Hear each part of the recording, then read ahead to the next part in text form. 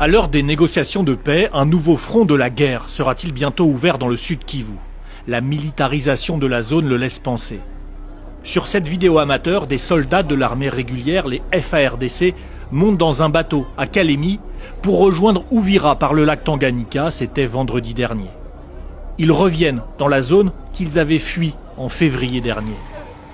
Ici, à Uvira, des hommes au premier plan regardent au loin des camions de militaires qui filent plus au nord, vers la plaine de la Rusizi, vers le front. Selon des sources, ces soldats FARDC s'installent à la fois sur les collines qui entourent la ville, puis plus près du front, plus au nord, vers Kamanyola, cité charnière. La ville d'Uvira est aujourd'hui tenue par l'armée régulière congolaise et les Wazalendo, leurs supplétifs que voici. Et eux sont prêts à en découdre, loin des discussions d'accord de paix. L'armée congolaise, c'est une armée qui est là pour garder sa population. Ensemble, nous allons faire des opérations conjointes pour chasser l'ennemi à Bukavu. Ça, ce n'est pas une menace, mais plutôt, ces militaires qui nous arrivent, ce sont des hommes qui sont venus à la protection de la population d'Uvira, qui sont venus renforcer les Wazalendo, afin que la paix se rétablisse davantage. Le porte-parole de l'AFC M23 dénonce sur les réseaux sociaux un mépris flagrant et une insulte directe aux pourparlers de paix en cours. Mais le M23, lui aussi, a fait venir des troupes à Bukavu. Cette photo est prise par un habitant. On y voit des dizaines de soldats au port de Bukavu, arrivés de Goma par le lac Kivu.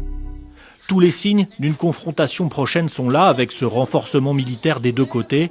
La peur s'installe dans la population. Cela prouve combien de fois que les violences aussi vont augmenter, l'insécurité prend encore les records et cela nous fait en sorte que la population commence à s'inquiéter et d'autres commencent même à se déplacer vers Burundi parce que quelque part ça prouve que n'importe quand il peut y avoir encore des décrochages entre les militaires du M23 et ceux de l'FARDC. Uvira et ses environs comptent plus de 40 000 déplacés, certains partis au Burundi, d'autres entassés dans des écoles ou des églises. On se demande maintenant s'il y a encore éclatement de la guerre, où est-ce qu'on va aller? C'est ça le traumatisme que nous traversons ou que nous survivons actuellement. Si les affrontements reprennent, des milliers de personnes ne peuvent plus s'abriter.